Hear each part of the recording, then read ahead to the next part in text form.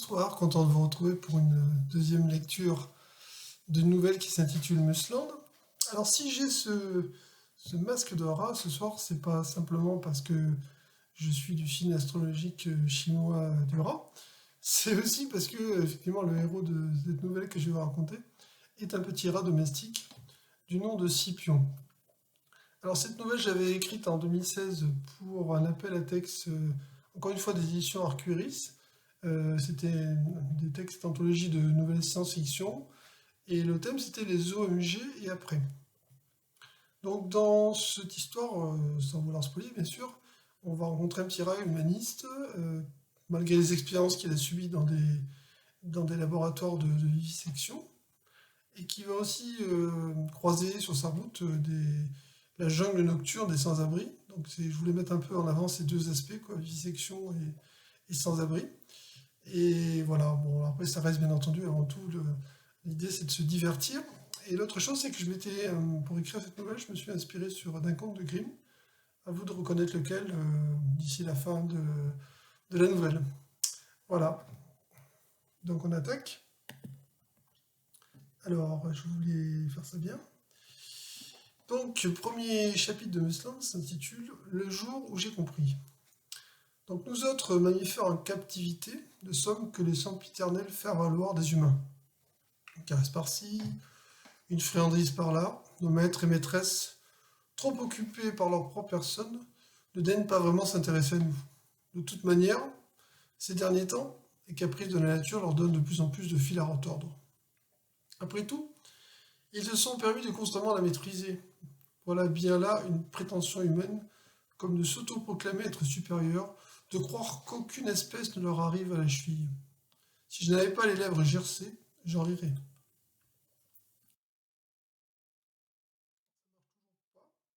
D'habitude, moi. Le masque tomba le jour de mon enlèvement dans cette sordide animalerie. Triste endroit où s'entassent pêle-mêle les animaux de soi-disant compagnie. La plupart n'ont pour seul choix qu'une prison de métal ou de plexiglas, condamnés à attendre des clients qui viendront bêtement spammer en face d'eux. La progéniture glousse de plaisir lorsque le vendeur extrait de force de son abri un des occupants terrorisés. Ainsi m'offrit-on pour l'anniversaire de la dénommée Babette, fillette potelée, tellement fascinée par ma personne qu'elle ne pouvait détacher les yeux de moi. Elle me prit aussitôt dans ses bras, serrant presque à m'étouver si je n'avais alerté ses parents en poussant des cris stridents. J'abandonnerais sans regret mes camarades d'infortune tellement peu loquaces. Certes, j'échangeais bien avec eux quelques vocalises, mais ces primitifs se satisfaisaient amplement des seuls contacts physiques comme mode de communication. Désormais, j'aspire à d'autres formes plus évoluées de langage. Les paroles qu'échangent entre eux les humains me fascinent, à tel point que je suis dépité de les entendre s'adresser à moi comme s'y parlait un demeuré.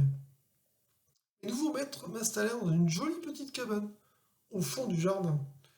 Le premier hiver dans le foyer de cette famille s'avéra rigoureux pour dire clairement les choses, je me les gelais. Les sautes d'humeur climatique n'arrangèrent en rien mon moral ni ma santé. Sinon, je dois reconnaître à Babette l'effort de sa visite pendant cette rude saison. En fait, sa mère et son père veillaient à ce qu'elle prenne soin de son jouet vivant. Lorsqu'elle se retrouvait seule en ma compagnie, elle m'accablait de qualificatifs désobligeants sans savoir que je comprenais ses insultes. Mesquinement, je me vengeais en mordant un doigt de sa main, alors qu'elle tentait sans conviction une caresse. La scélérate hurla à la vue de la minuscule goutte de sang qui perlait, puis s'enfuit à toutes jambes en pleurant. Fou d'inquiétude, je tremblais de ne plus jamais la revoir. La perspective de m'étioler solitairement dans cette maison, cette prison en bois ne m'enchantait guère. Pourtant, dès le lendemain, la gamine refit son apparition, accompagnée par sa mère. Un pansement disproportionné masquait son pouce enflé, tandis qu'elle traînait les pieds en se dirigeant vers ma cage. Sa génitrice surveillant mes réactions, je décidai de montrer patte blanche. Jamais rongeur ne fut plus courtoise et plus affable. Cette imposture assura madame, qui ne me condamna pas à l'isolement, ou pire, à l'exil. Néanmoins, depuis cette mésaventure, Babette fait montre d'une prudence de sioux avant de m'approcher. Savoir comment j'arrivais à comprendre le langage humain me tracasse toujours un peu. Il y a eu bien sur ce séjour forcé dans un grand laboratoire pharmaceutique, parmi des centaines d'autres myomorphes. Au début, je ne comprenais pas les jeux sadiques de mes geôliers. Ils s'évertuaient à me compliquer la tâche pour que je puisse me nourrir. Chaque jour, de nouveaux obstacles se dressaient, des pièges grossiers, censés m'empêcher d'atteindre une friandise méritée. Toutefois, le plus pénible restera les piqûres quotidiennes.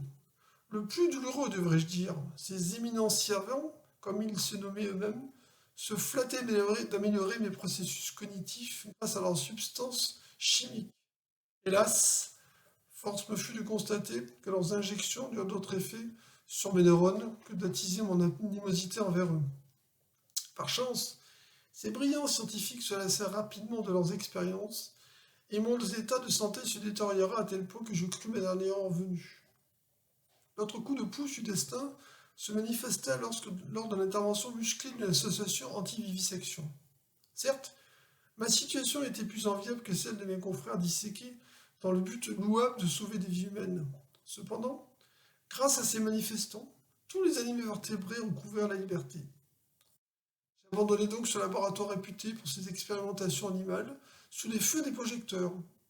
Les télévisions du monde entier diffusèrent les images de pauvres victimes à quatre pattes. Néanmoins, l'heure de gloire ne dura point, car le caractère bassement matérialiste de l'existence s'imposait à mes libérateurs. Nourrir autant de petites bouches gloutonnes coûtait cher, très cher. Les braves défenseurs de la cause animale se meurent aussitôt en redoutables hommes d'affaires, vendant leurs protégés à des jardineries ou des animaleries.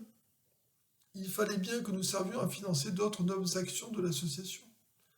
Bref, je le concède, j'aurais pu tomber plus mal dans cette famille.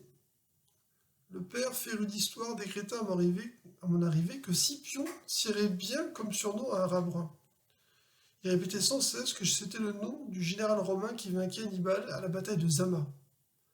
Bien que je n'ai pas eu le plaisir de rencontrer les personnages, j'admis qu'un tel patronyme avait de la gueule.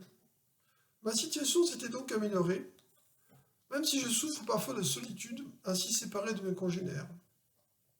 En effet, mis à part les visites de plus en plus espacées de ma détentrice, ma bête, les jours défilent sans personne avec qui parler. Enfin, quand je dis parler, je n'ai pas la prétention de m'exprimer comme les humains. En revanche, j'y ai parfaitement assimilé leur subtilité phonétique. Il resterait à disposer du larynx et des cordes vocales adaptées. Sans compter qu'aucun humain ne tolérerait que j'articule ne serait-ce qu'un mot. Il se croirait atteint de folie à entendre un rat lui adresser la parole. Je ne sais toujours pas si une mutation génétique est la cause de mon étrange faculté.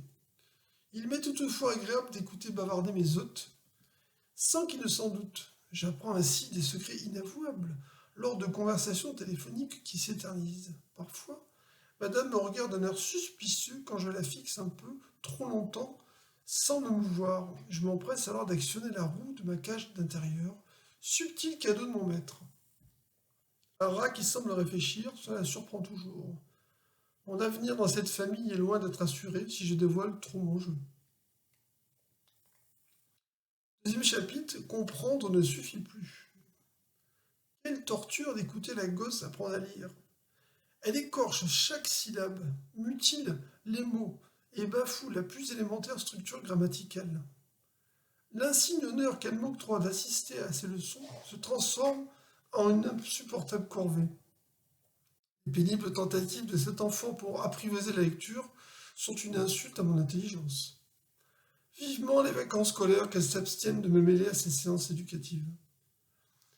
Il faut pourtant l'entendre, pardon, il faut pourtant l'entendre pour le croire, ânonner pathétiquement une phrase simpliste qu'elle s'efforce de me répéter d'un air docte. J'en pâlirais d'ennui si je pouvais pratiquer cette activité sans choquer la fillette. Je regrette de ne pas être en mesure de corriger à haute voix ses errements linguistiques, mais qu'en penserait-elle d'un rat savant l'interpellant? Sûrement qu'Alama m'alerterait toute la maisonnée en divulguant mon prétendu pouvoir démoniaque. Définitivement convaincu de ma nuisibilité, ses parents se débarrasseraient d'un rejeur trouble-fête, assuré d'œuvrer pour le bien-être de leur rejeton. Fin annoncé. Notre ma raison plus personnelle est liée à ma fierté. N'ayant jamais adressé la parole à un représentant de la gente humaine, j'aurais honte d'affronter ces éventuelles moqueries. Imaginez, je m'exprime poliment, à voix intelligible. Au même moment, Babette éclate d'un rire hystérique secoué par les tremblements nerveux. Avoir attendu si longtemps pour engager une conversation et passer aussitôt pour un clown? Non merci. Car la vraie question que je me pose n'est pas tant de savoir pourquoi je comprends le langage des humains, ni même si je pourrais communiquer avec eux. Non, non. Mon obsession actuelle réside plutôt dans l'utilisation à bon escient de ces nouvelles facultés. En effet, quel intérêt de faire jeu égal en termes d'intelligence avec les humains si dans la vie je dois demeurer leurs esclaves? Asservis par la nourriture, risquant à tout le monde de finir en repas de choix dans l'estomac du chat de la maison, ma situation n'est guère plus enviable qu'un de ces illustres bonimenteurs de foire au Moyen-Âge. Je soupire en espérant que mon désir sera exaucé, mais non. Les murs en bois de ma cabane se dressent toujours et me retiennent prisonnier. La parole libérée ne suffit plus. Il me faut aussi la liberté. À table, s'égosille madame, désespérant d'arracher sa fillette devant le poste de télévision. Fébrile, Babette me dépose négligemment sur le plancher. Sa mémoire de bulot lui a permis d'oublier sa mésaventure et la mention passée. J'arrive, maman, s'empresse de répondre la gosse. Elle file en tricotant avec ses courtes jambes dodues. Je réalise soudain qu'elle a oublié de fermer la porte. Le jardin inconnu s'offre à ma curiosité insatiable. En souhaitant ne pas le regretter, je déserte ma geôle devenue tout à coup trop étroite. Un monde nouveau reste à explorer pour un rat ayant toujours vécu en captivité.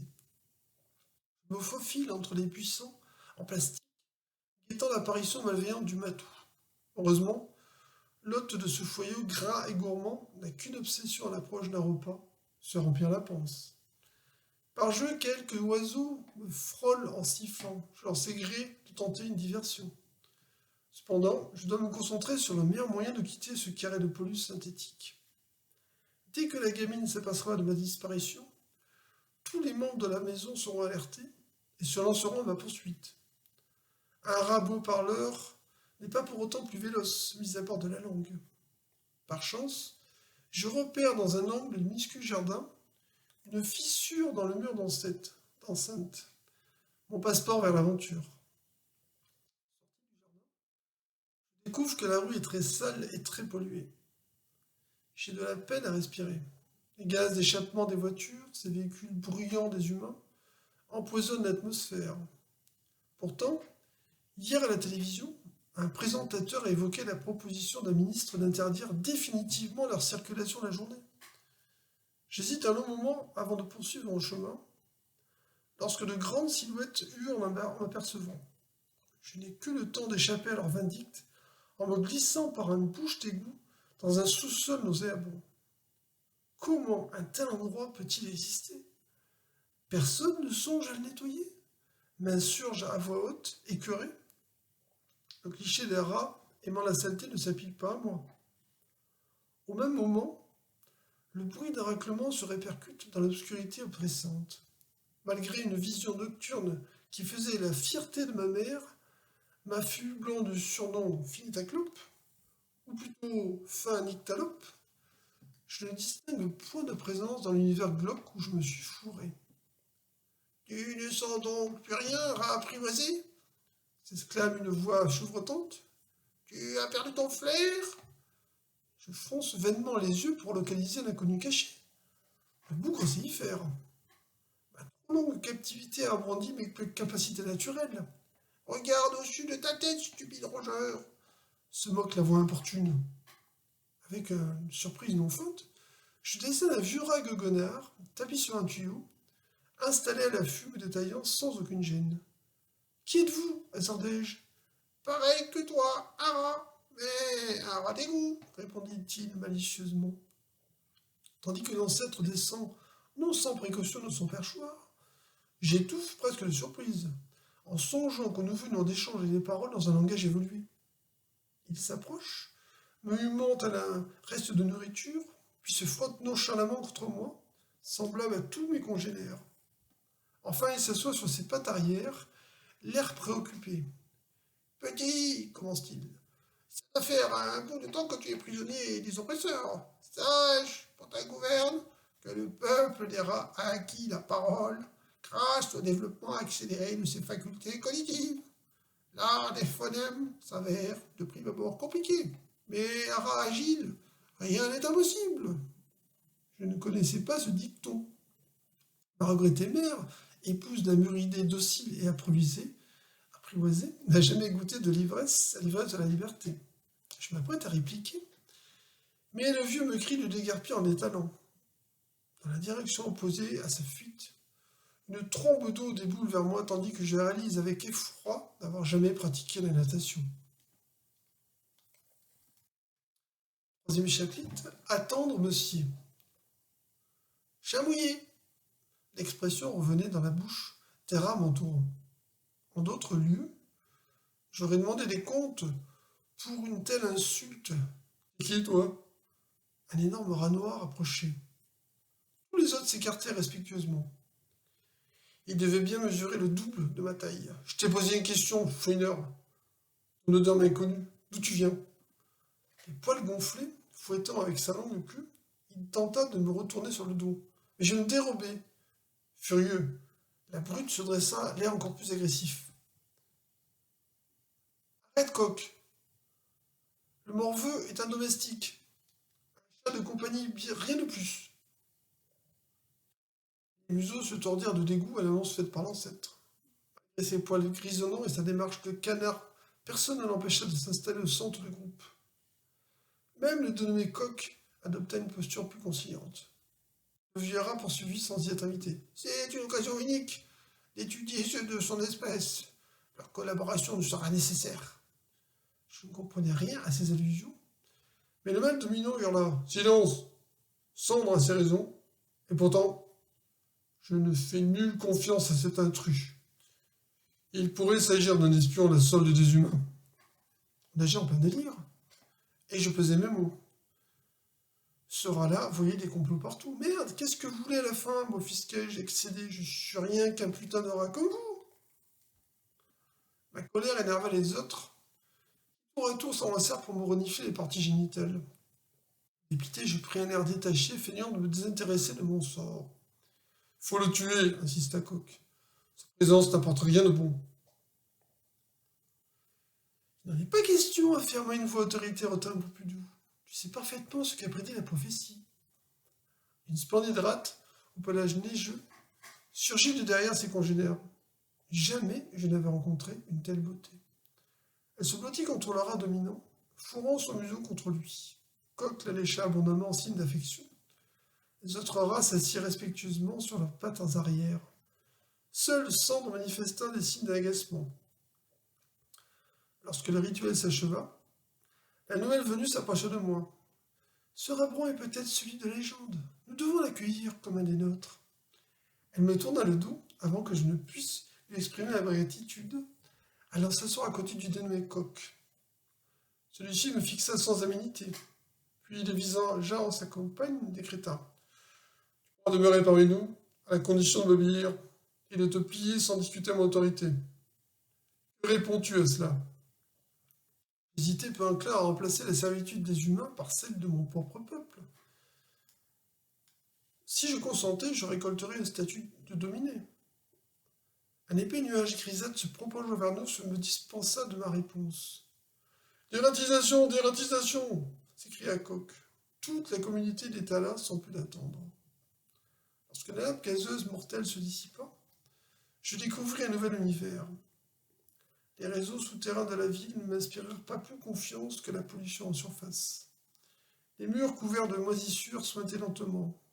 Partout, l'eau croupie répandait un parfum nauséabond qui me fit presque regretter celui de Babette. Les tuyauteries des câbles couraient dans toutes les directions, transportant sans doute des informations vitales ou des fuites dont je n'osais imaginer la composition. Le groupe de coqs était constitué de nombreux individus, incluant aussi des ratons. Les jeunes membres se couchaient dos au sol en signe d'allégeance dès que leur maître approchait. Je ne pouvais m'empêcher de mépriser une telle dévotion. Un rat, même de taille exceptionnelle, ne devrait pas s'imposer par la force.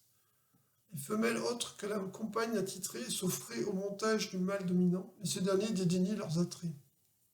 Un sentiment de jalousie s'empara de moi à la vue de toutes ces beautés offertes à ce damné rat noir. Viens donc te restaurer, proposa Sand en m'offrant un morceau de pain moisi. Je notai qu'il m'entraînait à l'écart, le plus loin possible de Coq.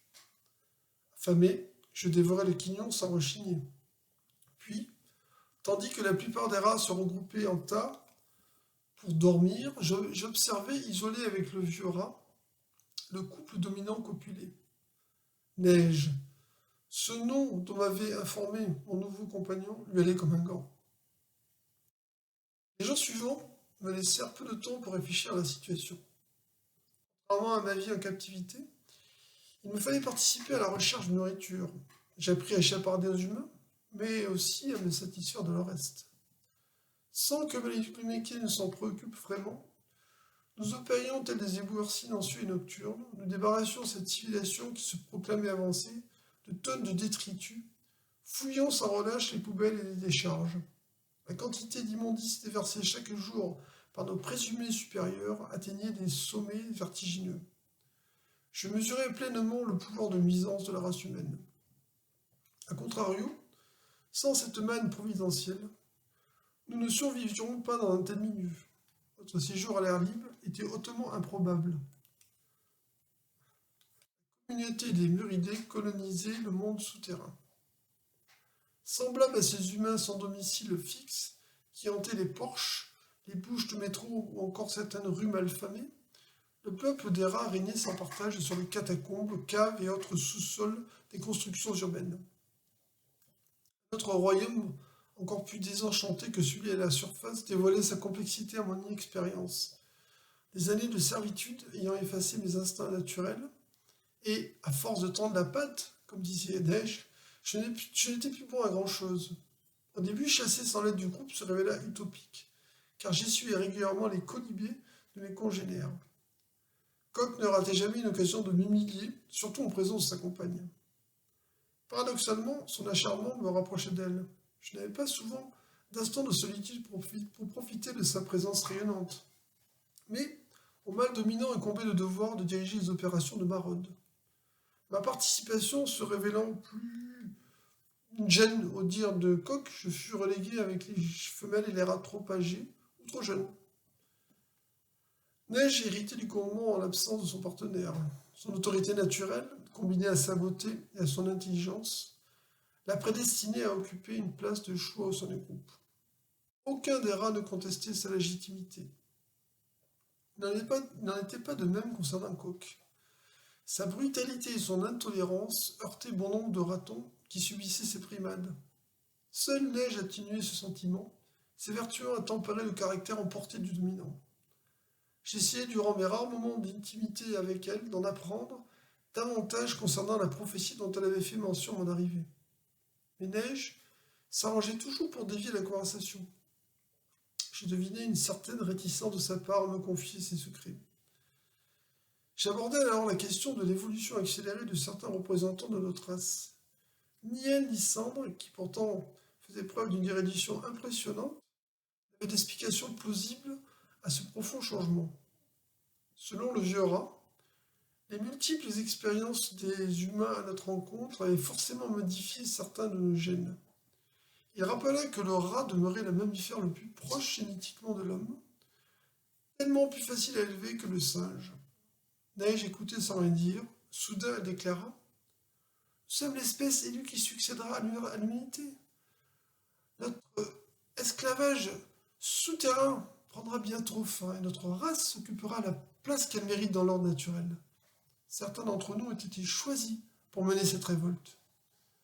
Je ne me hasardai pas à contredire ses propos séditieux, me rappelant son admiration pour celui qu'elle nommait le grand meneur.